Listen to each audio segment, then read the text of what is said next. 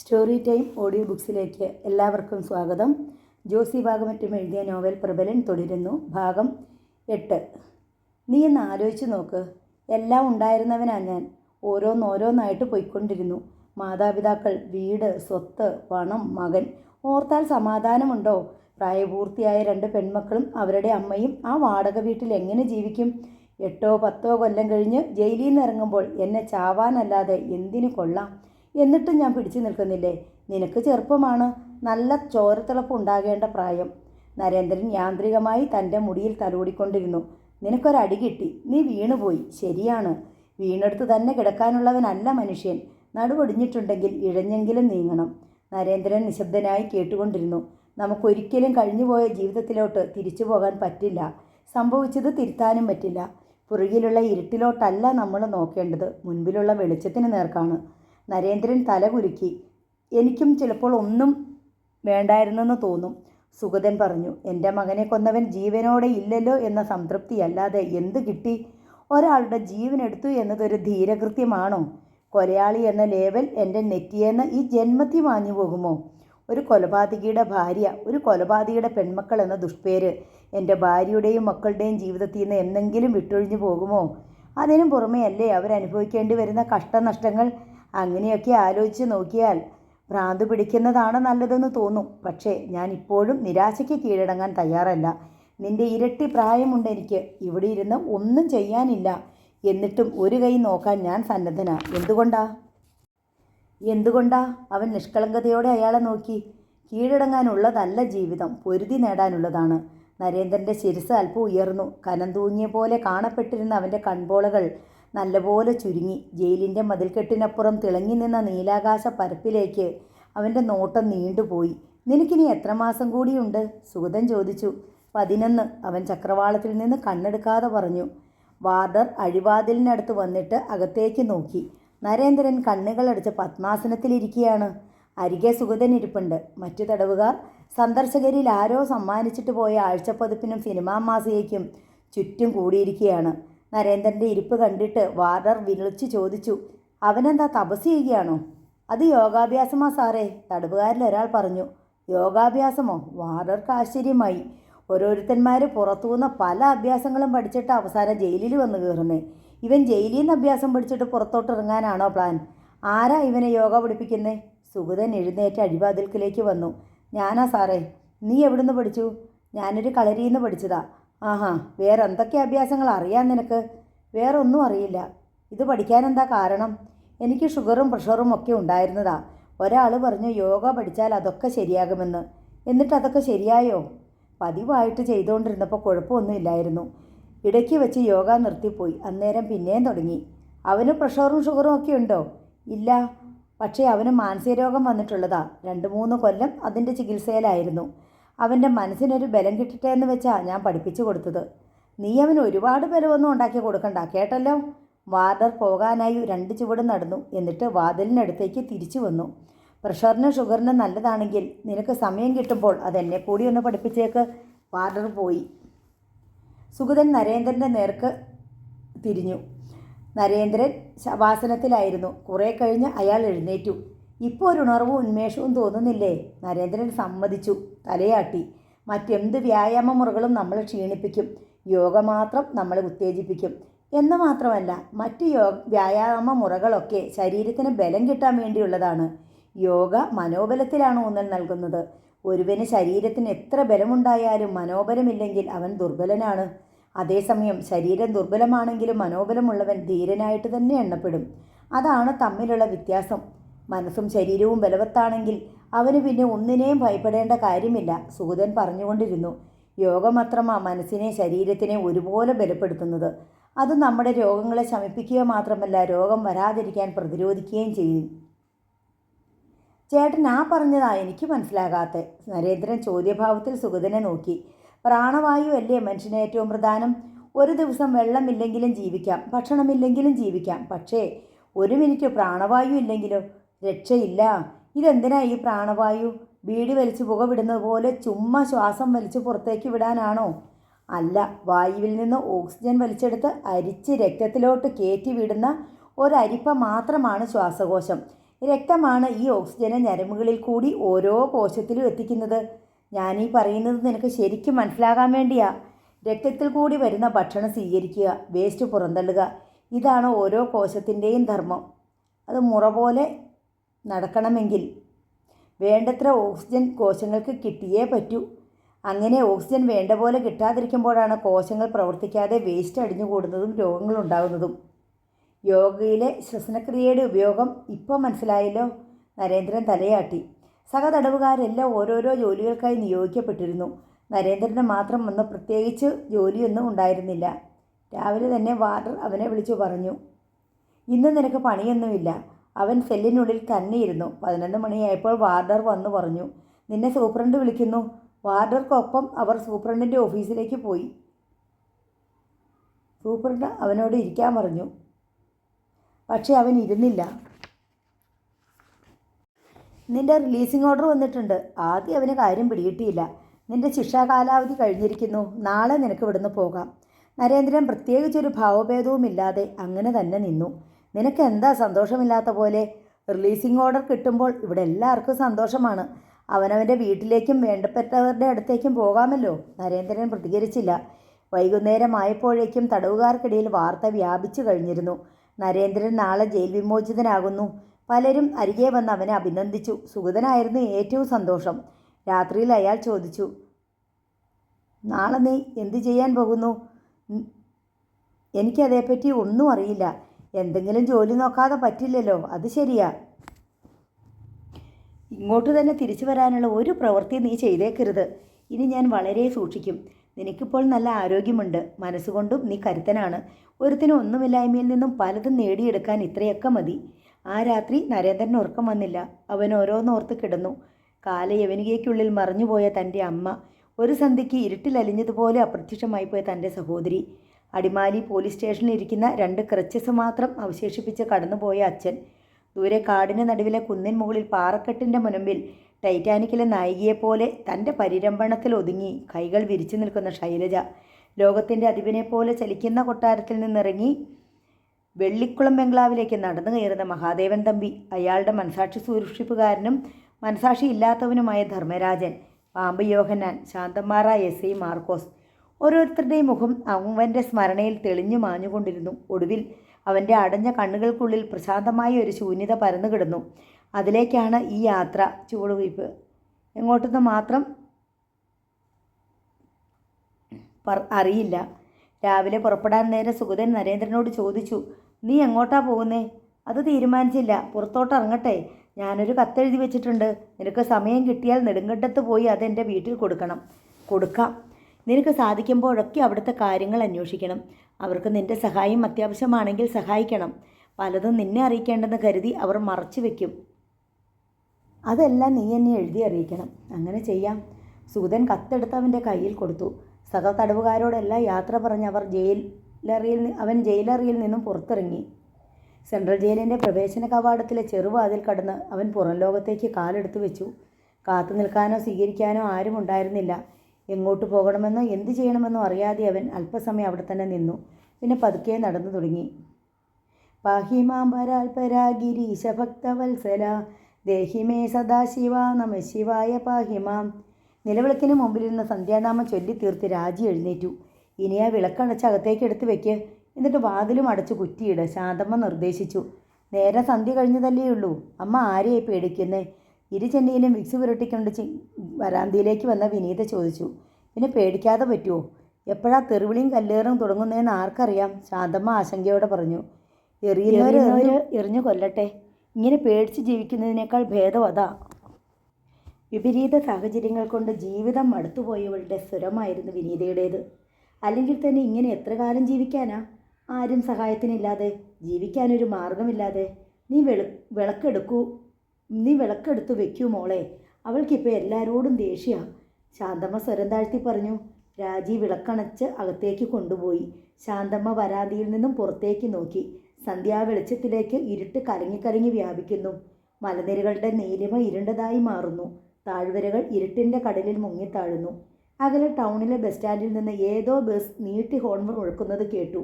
ശാന്തമ്മ വീടിനകത്ത് കയറി വാതിലടിച്ച് കുറ്റിയിട്ടു. നിനക്കെന്താ തലവേദനയാണോ? ശാന്തമ്മ വിനീതയെ നോക്കി. ആ, ചെറുതായിട്ട്. എന്നാ പോയി കുറച്ചു നേരം കിടക്ക്. വിനീത കട്ടിലിരുന്നു. രാജി പെട്ടെന്ന് കാതോർത്തു. മുറ്റത്ത് ആരാണ്ട് ചവിട്ടുന്ന ഒച്ച അവൾ പേടിയോടെ പിറുപിറുത്തു. വിനീതയും ശാന്തമ്മയും ചെവി വട്ടം പിടിച്ചു. ശരിയാണ്, കാലച്ച കേൾക്കാനുണ്ട്. ആരോ വരാന്തിയിലേക്ക് കയറിയ പോലെ. തുടർന്ന് വാതിലിൽ ഇടിക്കുന്ന ഒച്ച കേട്ടു.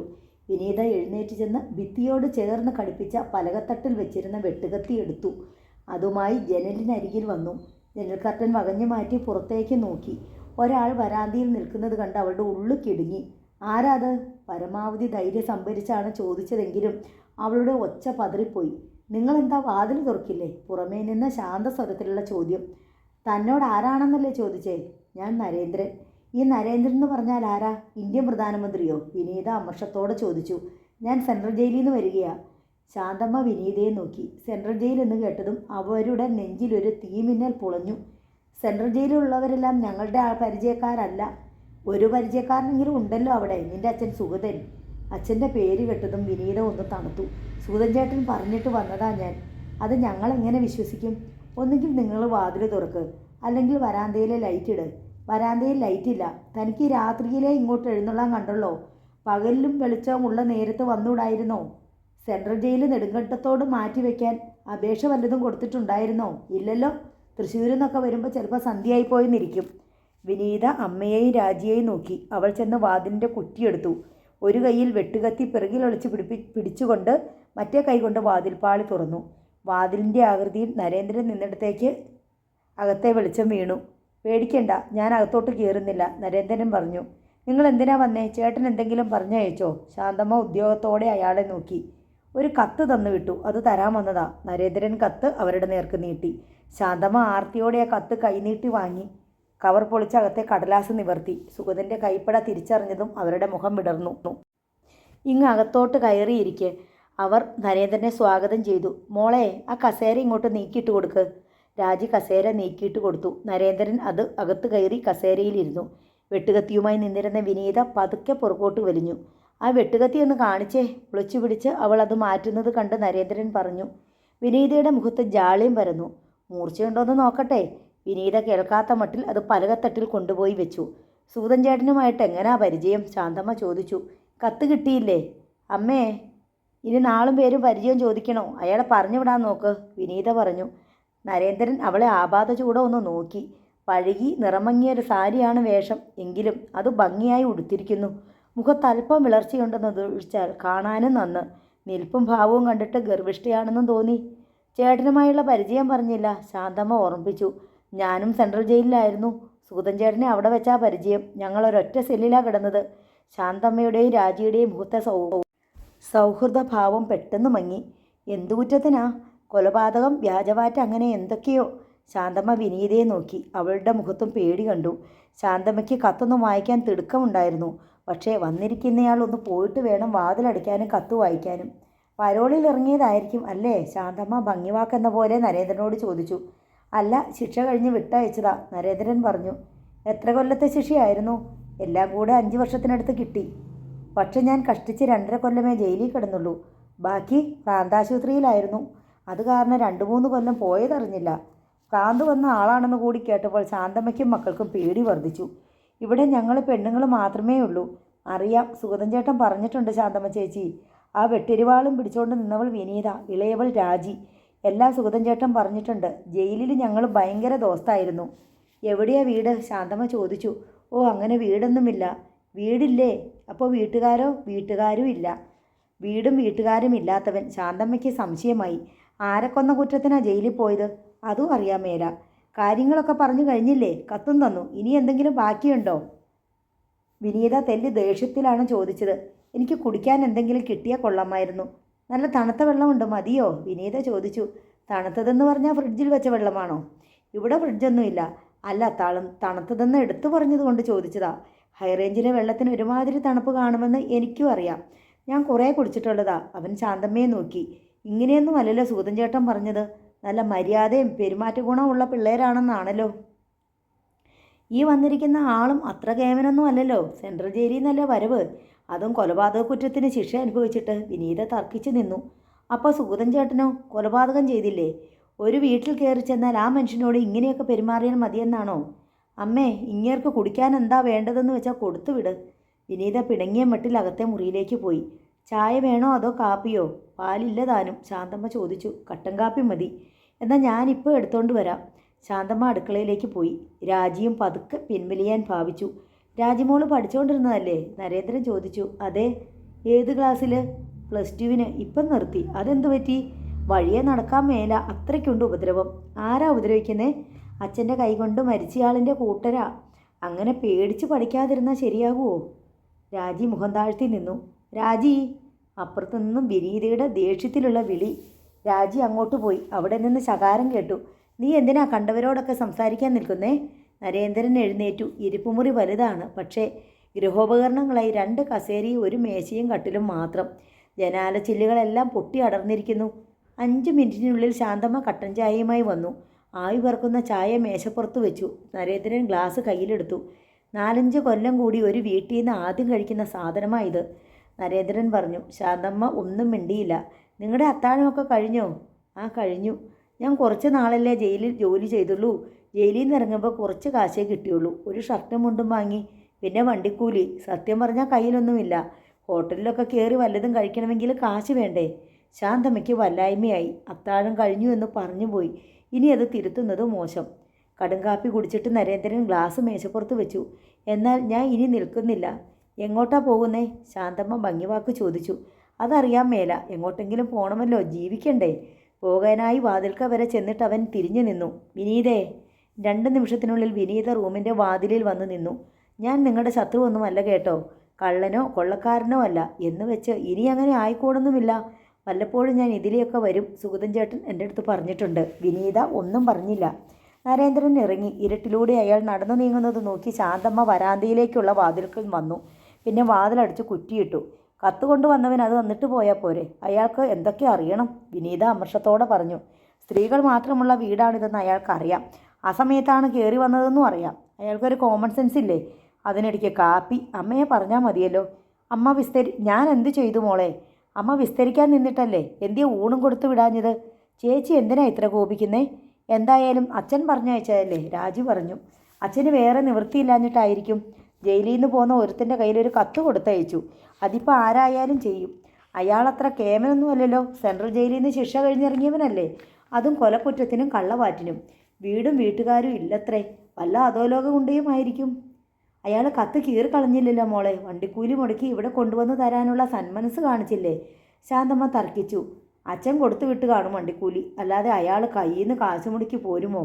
അമ്മ ചേച്ചിയോട് വഴക്കിന് നിൽക്കാതെ ആ കത്ത് വായിക്ക്. ശാന്തമ്മ കവറിനുള്ളിലെ കടലാസ് എടുത്ത് വായിക്കാൻ തുടങ്ങി.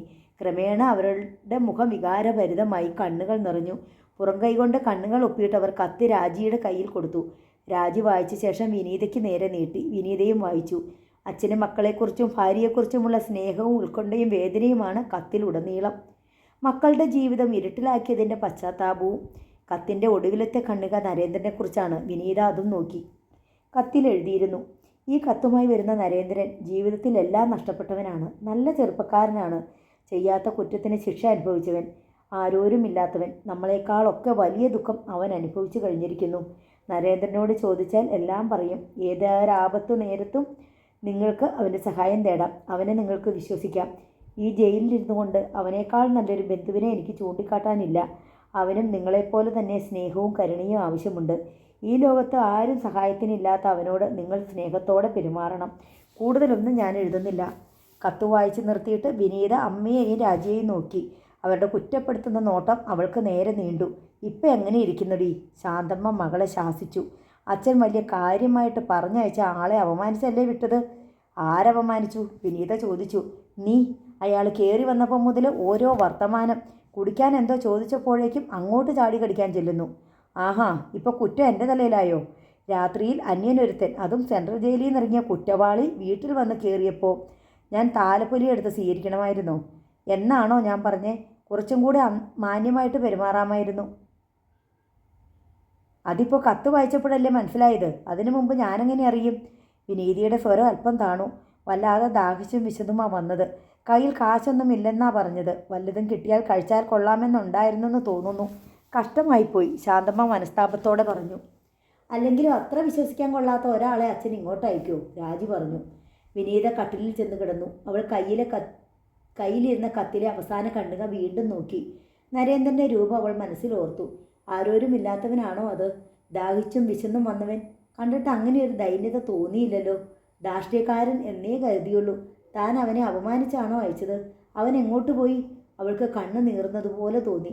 കൺപോളകൾ അടച്ച് അങ്ങനെ തന്നെ കിടന്നു. മുറ്റത്തു നിന്നും ഒരു അട്ടഹാസം കേട്ട് അവൾ ഞെട്ടിപ്പിടഞ്ഞെഴുന്നേറ്റു. ചേച്ചി! രാജി നിലവിളിച്ചുകൊണ്ട് ഓടി വന്നു. ചേച്ചി, അവർ വന്നിരിക്കുന്നു. വിനീതയുടെ ഉടലിലൂടെ ഒരു വിറയൽ കടന്നുപോയി. വിനീത വേഗം ചെന്ന് പലകത്തട്ടിലിരുന്ന വെട്ടരുവാൾ എടുത്തു. മുറ്റത്തു നിന്ന് ആക്രോശങ്ങൾ കേൾക്കാമായിരുന്നു. ഇങ്ങോട്ട് ഇറങ്ങി വാടി, തള്ളേ മക്കളും കൂടെ ഇങ്ങോട്ട് ഇറങ്ങി നിൽക്കടി, ഇല്ലെങ്കിൽ വീടിനകത്തിട്ട് നിന്നെയൊക്കെ ഞങ്ങൾ ജീവനോടെ തീയിട്ട് ചുട്ടുകളയും. രാജി പൂക്കുല പോലെ വിറയ്ക്കുന്നുണ്ടായിരുന്നു. അസ്തപ്രജ്ഞയായി നിൽക്കുകയാണ് ശാന്തമ്മ. മുറ്റത്തു നിന്നും തെറിവിളിയും അട്ടഹാസങ്ങളും ഇടതടവില്ലാതെ മുഴങ്ങി. ചില്ലുപൊട്ടിയ ജനാലിലൂടെ വിനീത നോക്കി. 5 or 6 പേരുണ്ട് മുറ്റത്ത്. അവളെന്തിയെ? ഉണ്ണിയാർച്ച. വെട്ടുകത്തിയും എടുത്തോണ്ട് ഇറങ്ങി വാടി, ധൈര്യമുണ്ടെങ്കിൽ. വിനീത വെട്ടുകത്തി കയ്യിൽ പിടിച്ച് കിതച്ചും കൊണ്ട് നിന്നു. പൊടുന്നനെ ജനാലച്ചില്ല് പൊട്ടിച്ചിതറുന്ന ഒച്ച കേട്ടു. ഒരു കല്ല് മുറിയിൽ വന്ന് വീണു. കല്ലേറേറ്റ് നേരത്തെ പൊട്ടിയിരുന്ന ഒരു ജനാലച്ചില്ല് കൂടി ചീളായി തെറിച്ചു വീണു. എറിഞ്ഞു തകർക്കടാ, ആരോ പറയുന്നു. ജനാലയിലും വാതിലിലും ഭിത്തിയിലുമെല്ലാം തുരുതുരേ കല്ലുകൾ വീണുകൊണ്ടിരുന്നു. ചകടടിപ്പിക്കുന്ന ഒച്ച. ലൈറ്റ് കെടുത്തും മോളെ, വേഗം, ശാന്തമ്മ ഭയപരവശയായി പറഞ്ഞു. രാജി ഓടി നടന്ന് വീട്ടിനുള്ളിലെ ലൈറ്റുകളെല്ലാം കെടുത്തി. വീടിന് പുറമേ ലൈറ്റുകളൊന്നും ഉണ്ടായിരുന്നില്ല. ലൈറ്റ് കെടുത്തിയടാ, നമ്മൾ അകത്തോട്ട് ചെല്ലാനാ. അക്രമികൾ വരാന്തയിലേക്ക് ചാടി കുതിച്ച് കയറുന്ന ചവിട്ടടിയൊച്ച കേൾക്കാമായിരുന്നു. തുടർന്ന് വാതിലിലും ജനലിലും ഇടിക്കുന്ന ശബ്ദം. പിൻഭാഗത്തെ മുറിയിൽ ശാന്തമ്മയും വിനീതയും രാജിയും തമ്മിൽ ചേർന്ന് നിന്നു. ശ്വാസം കഴിക്കാൻ പോലും പറ്റാത്ത വിധം അവർ ഭയചകിതരായിരുന്നു. തെറിവിളിയും അട്ടഹാസവും വാതിലിലും ഭിത്തിയിലും ഇടിക്കുകയും ചവിട്ടുകയും ചെയ്യുന്ന ഒച്ചയും കുറേ നേരത്തേക്ക് കൂടി കേട്ടു. പിന്നെ ക്രമേണ അതിൻ്റെ തീവ്രത കുറഞ്ഞു വന്നു. ഒടുവിലെല്ലാം നിലച്ചു. ഭയാനകമായ ഒരു നിശബ്ദത മാത്രം ശേഷിച്ചു. വാതിലിൽ തുടരെ മുട്ടുന്ന ശബ്ദം. യോഹന്നാൻ ഉറക്കം ഞെട്ടി. ഇളയ കുട്ടിയെ കെട്ടിപ്പിടിച്ച് കിടന്ന് ഉറങ്ങുകയായിരുന്നു അയാൾ. വാതിലിൽ മുട്ടുന്ന ഒച്ച തുടർന്നുകൊണ്ടേയിരുന്നു. യോഹന്നാൻ എഴുന്നേറ്റ് ലൈറ്റിട്ടു. ഏത് പാമ്പാ ഈ പാതിരാക്കി വാതിലേ കൊത്തുന്നേ? അനിഷ്ടത്തോടെ പിറുപിറുത്തുകൊണ്ട് അയാൾ വാതിലിന് നേർക്ക് നീങ്ങി. ആരാ അത്? യോഹന്നാൻ പുറത്തേക്ക് വിളിച്ചു ചോദിച്ചു. ഞാനാ ചേട്ടാ. കേട്ടു പരിചയമുള്ള സ്വരം. യോഹന്നാൻ തിണ്ണയിലെ ലൈറ്റിട്ടു. എന്നിട്ട് വാതിൽ തുറന്നു. നരേന്ദ്രൻ തൊട്ടു മുന്നിൽ. വിശ്വാസം വരാതെ യോഹന്നാൻ വീണ്ടും നോക്കി. കണ്ണു തിരുമ്മി ഒന്നുകൂടി നോക്കി. ചേട്ടാ, ഒരു ബീഡിതാ. നരേന്ദ്രൻ ചിരിച്ചു. തിരുവനന്തപുരത്ത് പേരൂർക്കടയിൽ ഭ്രാന്താശുപത്രിയിൽ വെച്ച് കേട്ട അതേ ശബ്ദം. യോഹന്നാൻ്റെ പഞ്ചഭൂതങ്ങളും നിന്ന് നിൽപ്പിൽ കത്തി. ഒരു ബീഡി താ ചേട്ടാ. യോഹന്നാൻ യാന്ത്രികമായി പോക്കറ്റിൽ നിന്ന് ബീഡി എടുത്തു. നരേന്ദ്രൻ്റെ നീട്ടിപ്പിടിച്ച കയ്യിലേക്ക് ഒരു ബീഡി വെച്ചു കൊടുത്തു. തീപ്പെട്ടി? യോഹന്നാൻ തുണിക്കുത്തിൻ്റെ എളിയിൽ നിന്നും തീപ്പെട്ടിയും എടുത്ത് നീട്ടി. ബീഡി ചുണ്ടുകൾക്കിടയിൽ വെച്ചിട്ട് നരേന്ദ്രൻ ചോദിച്ചു. കിടന്നായിരുന്നു അല്ലേ? ആ, കിടന്നു. നല്ല ഉറക്കമായിരുന്നോ? ആ. യോഹന്നാൻ്റെ കണ്ണുകളിൽ നിന്നും ഭീതി വിട്ടുമാറിയില്ല. എന്തെങ്കിലും പന്തികേട് കണ്ടാൽ വാതിലടച്ച് സാക്ഷിയിടാൻ തയ്യാറായി തന്നെയാണ് അയാൾ. പേടിക്കേണ്ട ചേട്ടാ, ഞാൻ ജയിലിൽ നിന്ന് ചാടിപ്പോന്നതൊന്നും അല്ല. എൻ്റെ ശിക്ഷ തീർന്നു, എന്നെ വിട്ടു. അതിന് നീ ഭ്രാന്താശുപത്രിയിലല്ലായിരുന്നോ? യോഹന്നാൻ നെറ്റി ചുളിച്ചു. അത് ചേട്ടൻ എങ്ങനെ അറിഞ്ഞു? ഞാൻ നിന്നെ കാണാൻ 2 ദിവസം ഉളമ്പാറയിൽ വന്നിട്ടുണ്ടായിരുന്നു. എന്നെ കാണാനോ? വേറൊരു കാര്യത്തിന് സെക്രട്ടേറിയറ്റിൽ പോയതാ. നിനക്ക് ഭ്രാന്തായിട്ട് ഉളമ്പാറയിലുണ്ടെന്ന് ഞാൻ നേരത്തെ അറിഞ്ഞായിരുന്നു. എന്നാൽ പിന്നെ ഒന്ന് കണ്ടിട്ട് പോകാമെന്ന് കരുതി ഞാൻ അവിടെയും വന്നു. നീ ഓർക്കുന്നില്ലായിരിക്കും. ഞാൻ എങ്ങനെ ഓർക്കാനാ? ഓർമ്മയുടെ നട്ടും ബോൾട്ടുമൊക്കെ ലൂസായി കിടക്കുമല്ലായിരുന്നോ? അന്നും നീ എന്നോട് ഇതുപോലൊരു ചോദ്യം, ചേട്ടാ ബീഡി ഉണ്ടോയെന്ന്. എന്നിട്ട് തന്നോ? ഒരു കെട്ട് ബീഡി തന്നു. വേറൊരു പാമ്പ നീ കിടക്കുന്ന സ്ഥലം എനിക്ക് കാണിച്ചു തന്നേ. അന്ന് നീ എന്നെ തിരിച്ചറിയുകയും ചെയ്തു. അതാ എനിക്ക് അതിശയം. വട്ടൊക്കെ പോയി ചേട്ടാ. അത് കഴിഞ്ഞ് 1.5 വർഷത്തെ ജയിൽ ശിക്ഷയെ അനുഭവിച്ചു. തിണ്ണേ നിൽക്കണ്ട, നീ ഇങ്ങോട്ട് കയറിയിരിക്കുക. ചേട്ടന് പേടിയൊന്നുമില്ലേ? ഞാനെന്തിനാ പേടിക്കുന്നേ? പേടിക്കാൻ ഞാൻ നിന്നോട് ഒരു തെറ്റും ചെയ്തിട്ടില്ലല്ലോ. ഇല്ലേ? നരേന്ദ്രൻ്റെ നോട്ടം യോഹന്നാൻ്റെ ചങ്കിലേക്ക് തുളിച്ചു കയറി. ഇല്ല. നരേന്ദ്രൻ മുറിക്കുള്ളിലേക്ക് കയറി. മഞ്ജുവിനോട് ചേർത്തിട്ട ബെഞ്ച് ചൂട്ടിക്കാട്ടി യോഹന്നാൻ അവനോട് ഇരിക്കാൻ പറഞ്ഞു. എന്നിട്ട് അയാൾ ഭാര്യയെ വിളിച്ചുണർത്തി. 4-5 കൊല്ലം മുമ്പ് ജയിലിൽ പോയ നരേന്ദ്രൻ വന്നിട്ടുണ്ടെന്നും കട്ടൻ കാപ്പി തിളപ്പിക്കണമെന്നും പറഞ്ഞു. ഏലിക്കുട്ടിക്ക് ആദ്യം തോന്നിയ നീരസവും കണ്ണിലെ ഉറക്കച്ചടവും പെട്ടെന്ന് മാറി. വാതിൽക്കൽ നിന്ന നരേന്ദ്രനെ ഒന്നെത്തി നോക്കിയിട്ട് ആ സ്ത്രീ അടുക്കളയിൽ പോയി അടുപ്പിൽ തീ കൂട്ടി. നിന്നെ ഇത്ര പെട്ടെന്ന് ജയിലിൽ നിന്ന് വിടുമെന്ന് ഞാൻ ഓർത്തില്ല കേട്ടോ. എന്നാ പറ്റിയോ? കൊലക്കേസിൻ്റെ വകുപ്പും ഉണ്ടായിരുന്നതല്ലേ? അതിനൊന്നും തെളിവില്ലായിരുന്നു. ഒരാളല്ലേ മരിച്ചുള്ളൂ. ബാക്കിയുള്ള സ്ഥലങ്ങളിൽ ഞാൻ കൊടുത്ത ചാരായത്തിലൊന്നും വിഷമില്ലായിരുന്നല്ലോ. അത് രക്ഷയായി. പിന്നെ എൻ്റെ പേരിൽ ആകെ 4 വകുപ്പേ ഉണ്ടായിരുന്നുള്ളൂ. അബ്കാരി നിയമം 55A, 55G, 55H, 55I.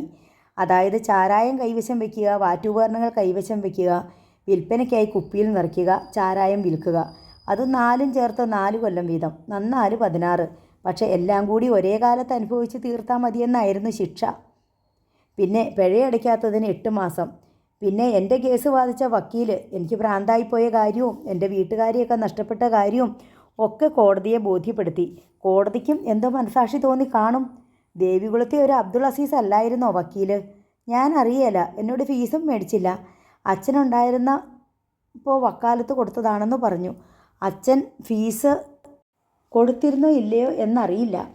എന്തായാലും അങ്ങേര് ഒരു കടമ ചെയ്യുന്ന പോലെ എൻ്റെ കേസ് നടത്തി തന്നു. അങ്ങനെയും നല്ല മനുഷ്യരുണ്ടല്ലോ ഇന്നത്തെ കാലത്ത്. ഏലിക്കുട്ടി 2 ഗ്ലാസ്സുകളിൽ ആവി പറക്കുന്ന കട്ടൻ കാപ്പി കൊണ്ടുവന്നു. ഒരു ഗ്ലാസ് നരേന്ദ്രൻ കൈനീട്ടി വാങ്ങി. ചേട്ടനും ചേച്ചിക്കും പിള്ളേർക്കും എല്ലാം സുഖം തന്നെയാണല്ലോ അല്ലേ? എന്തോന്ന് സുഖം. കഷ്ടപ്പാടാ. ഉരുളുപൊട്ടിയുണ്ടായിരുന്ന ഭൂമി മുഴുവൻ ഒലിച്ചുപോയി. ഇപ്പം കുറേ പാറയുണ്ട്. ഈ വീടിൻ്റെ ഒരു ഭാഗവും പോയി. ഞങ്ങൾ കഷ്ടിച്ചാ രക്ഷപ്പെട്ടത്. ചാരായത്തിൻ്റെ പണിയില്ലേ ഇപ്പോഴും? ഇല്ല. നിന്നെ അവർ ചതിച്ചതാണെന്ന് മനസ്സിലായപ്പോൾ ഞാനതങ്ങ് നിർത്തി. കൂലിപ്പണിക്ക് പോകും. ഇപ്പോൾ അതും കിട്ടാനില്ല. കഷ്ടപ്പാടാ. മക്കളൊക്കെ? മൂത്ത പാമ്പ് 10ാം ക്ലാസ് ജയിച്ചു. ഞാൻ അവളോട് പറഞ്ഞതാ തോറ്റാലും ജയിച്ചാലും 10 വരെ ഉള്ളെന്ന്. ഉറക്കം അളച്ചിരുന്ന് പഠിക്കേണ്ട വലിയ കാര്യമുണ്ടോ അവൾക്ക്? ഫസ്റ്റ് ക്ലാസ്സും മേടിച്ചുകൊണ്ട് എൻ്റെ മുമ്പിൽ വന്നു നിന്ന് അവളൊരു ചിരി. ഞാൻ എന്നാ ചെയ്യാനാ? ഭാഗ്യത്തിന് ഇളയ 2 തലയിൽ കളിമണ്ണ 2 തൂമ്പ വാങ്ങിച്ചു കൊടുത്താൽ മതിയല്ലോ. നരേന്ദ്രൻ ചൂട് കട്ടൻ കാപ്പി ആർത്തിയോടെ ഊതി ഊതി കുടിച്ചു. നിനക്ക് വിശക്കുന്നുണ്ടോ? തിന്നാൻ വല്ലതും വേണോ? വിശപ്പൊക്കെ ഉണ്ട് ചേട്ടാ. പാതിരാത്രിക്ക് ഞാൻ കയറി വന്നത് തന്നെ അക്രമമല്ലേ? അന്നേരം ആഹാരം കൂടി തരണമെന്ന് പറഞ്ഞാൽ വലത് ഇരിപ്പുണ്ടോടി? യോഹന്നാൻ ഭാര്യയെ നോക്കി. ചോറിരിപ്പില്ല. പിന്നെ ചേമ്പ് പുഴുങ്ങിയതുണ്ട്. ഇപ്പം തണുത്ത് മരച്ച് കാണും. കൂട്ടാനും ഒന്നുമില്ല. എടി, വിശക്കുന്നവർക്ക് ഒലക്ക പുഴുങ്ങിയതാണേലും തിന്നാൻ പറ്റും. നീ ആ കാന്താരിയെ കൂട്ട് 5-6 എണ്ണം എടുത്ത് ഉപ്പുനീരിൽ ചാലിച്ചു കൊട്. എത്ര തണുത്തതായാലും താനെ ചൂടായിക്കൊള്ളും. ഏലിക്കുട്ടി ആഹാരം എടുക്കാനായി പോയി. നല്ല ഒന്നാന്തരം താമരക്കണ്ണൻ ചേമ്പാ നരേന്ദ്ര. പക്ഷെ പിള്ളേർക്ക് ഇഷ്ടമല്ല. അതാ മിച്ചം വന്നേ. ഏതാനും മിനിറ്റുകൾക്കുള്ളിൽ ചേമ്പ് പുഴുങ്ങിയതൊരു പ്ലേറ്റിലും കാന്താരി പൊട്ടിച്ച ഒരു സോസറിലും നരേന്ദ്രൻ്റെ മുമ്പിലെത്തി. കൈ കഴുകാൻ ഒരു മഗ്ഗിൽ വെള്ളവും. നരേന്ദ്രൻ തിണ്ണയിലേക്ക് ഇറങ്ങി നിന്ന് കൈ കഴുകി. പിന്നെ ബെഞ്ചിലിരുന്ന് ഭക്ഷണം കഴിക്കാൻ തുടങ്ങി. യോഹന്നാൻ ഒരു ബീഡി കൊളുത്തി. യോഹന്നാൻ്റെ 2 കുട്ടികൾ ചുമരോട് ചേർത്തിട്ട ചെറിയ കട്ടിലിൽ കെട്ടിപ്പിടിച്ച് കിടന്നുറങ്ങുന്നുണ്ടായിരുന്നു. അവന്മാർ ഈ പുകിലൊന്നും അറിഞ്ഞിട്ടില്ല. എന്നാ ഉറക്കമാണെന്ന് കണ്ടോ? യോഹന്നാൻ പറഞ്ഞു. നരേന്ദ്രൻ ചേമ്പ് പുഴുങ്ങിയത് കാന്താരിയുടെ നീരിൽ മുക്കി സ്വാദോടെ കഴിച്ചു. കഴിച്ചു തീരുമ്പോഴേക്കും ഒരു ഗ്ലാസ് കട്ടൻ കാപ്പി കൂടി ഏലിക്കുട്ടി കൊണ്ടുവന്ന് കൊടുത്തു. ഇത്രയും രുചികരമായ ഭക്ഷണം ഞാൻ എൻ്റെ ജീവിതത്തിൽ കഴിച്ചിട്ടില്ല, നരേന്ദ്രൻ പറഞ്ഞു.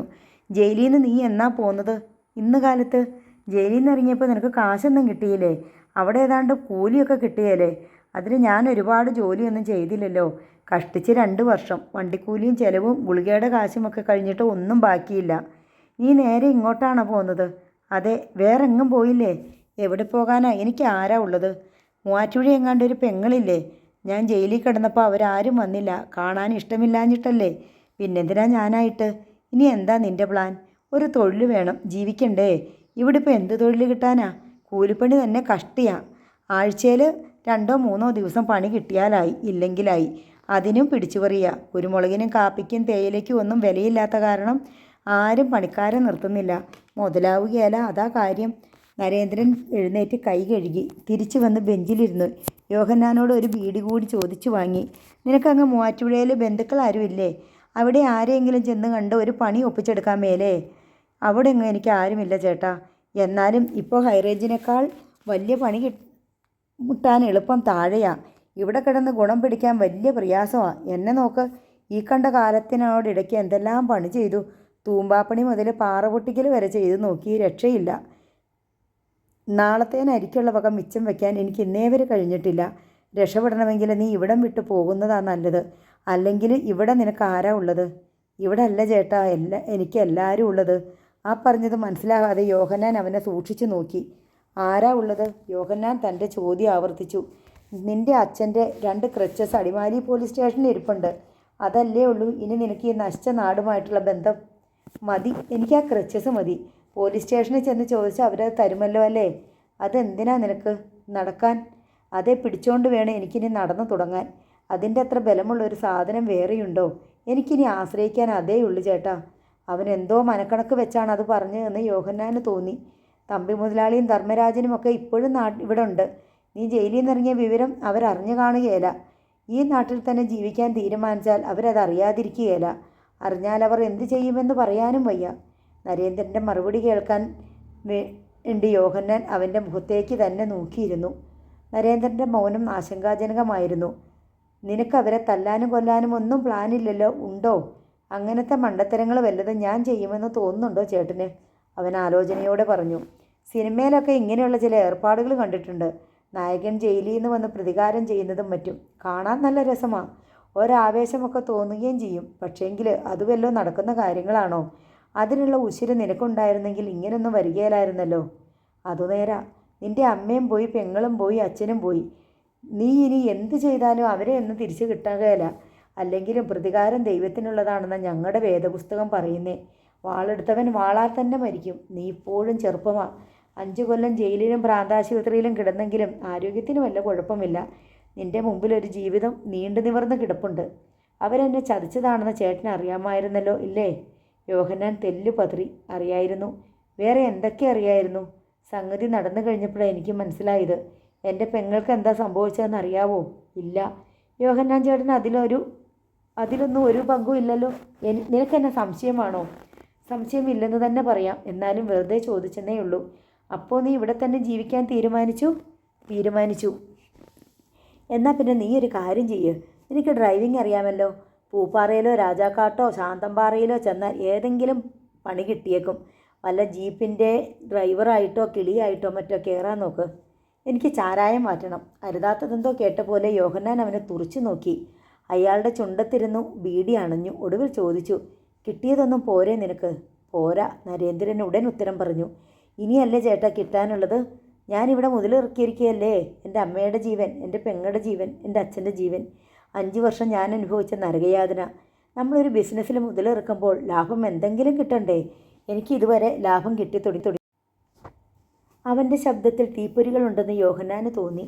എന്തെങ്കിലും മാന്യമായ തൊഴിൽ ചെയ്ത് ജീവിക്കാനല്ലേ നീ വന്നേ?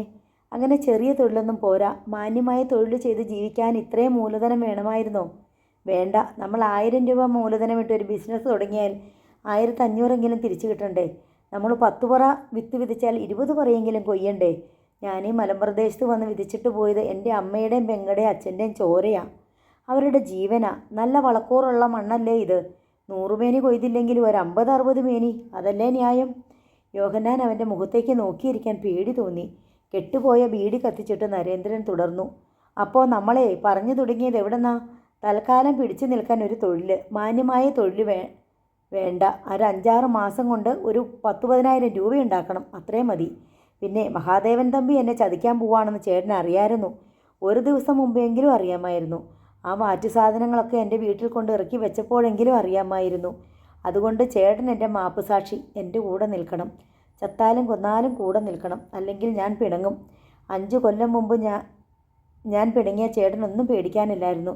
പക്ഷെ ഇപ്പം ഞാൻ പിണങ്ങിയാൽ വേണ്ട. നമ്മൾ തമ്മിൽ പിണങ്ങുന്നില്ല. വീണ്ടും കെട്ടുപോയ ബീഡി നരേന്ദ്രൻ താഴെയിട്ടു. എന്നിട്ട് എഴുന്നേറ്റു. ഞാൻ നാളെ വരാൻ കേട്ടോ. ചേട്ടൻ സമാധാനമായിട്ട് കിടന്നുറങ്ങും. നരേന്ദ്രൻ വെളിയിലിറങ്ങി. യോഹന്നാൻ ശില പോലെ ഇരുന്നു. ലൈറ്റ് കെടുത്തിയേക്ക്. മുറ്റത്തുനിന്ന് നരേന്ദ്രൻ പറയുന്നത് അയാൾ കേട്ടു. വെള്ളികുളം എസ്റ്റേറ്റ് ബംഗ്ലാവിൻ്റെ ഗേറ്റിൽ പിടിച്ചു നിന്നുകൊണ്ട് നരേന്ദ്രൻ വിസ്താരമേറിയ വളപ്പിലേക്ക് കണ്ണോടിച്ചു. ഉദ്യാനത്തിലും ഔട്ട് ഹൗസിൻ്റെ മുമ്പിലും ബംഗ്ലാവിൻ്റെ പൂമുഖത്തും വൈദ്യുതി വിളക്കുകൾ മങ്ങിയ പ്രകാശം ചൊരിയുന്നുണ്ട്. എവിടെയുമില്ല ഒച്ചയും അനക്കവും. വള്ളങ്ങളിൽ പുകമഞ്ഞ് പാൽപ്പത പോലെ അടിഞ്ഞു കിടന്നു. അകലെ സൂര്യനെല്ലി, മൂന്നാർ തേയിലത്തോട്ടങ്ങളിലെ വിളക്കുകൾ മങ്ങി കാണാമായിരുന്നു. വാഗമരച്ചില്ലുകൾക്കിടയിലൂടെ ഒരു ചെറിയ കാറ്റൂതി. കനം തൂങ്ങി നിന്ന ഇലച്ചില്ലുകളിൽ നിന്നും ആലിപ്പഴം പോലെ മഞ്ഞുകണങ്ങൾ പൊഴിഞ്ഞു വീണു. നിരയൊപ്പിച്ച് നട്ടുവളർത്തിയ യൂക്കാലിപ്സ് മരങ്ങൾ. യൂക്കാലിത്തോട്ടത്തിന് നടുവിലൂടെയുള്ള റോഡ് തീരുന്നിടത്ത് ഗേറ്റും വലിയ മുറ്റവും 2 നില വീടും. നോവൽ നാളെ വീണ്ടും തുടരും.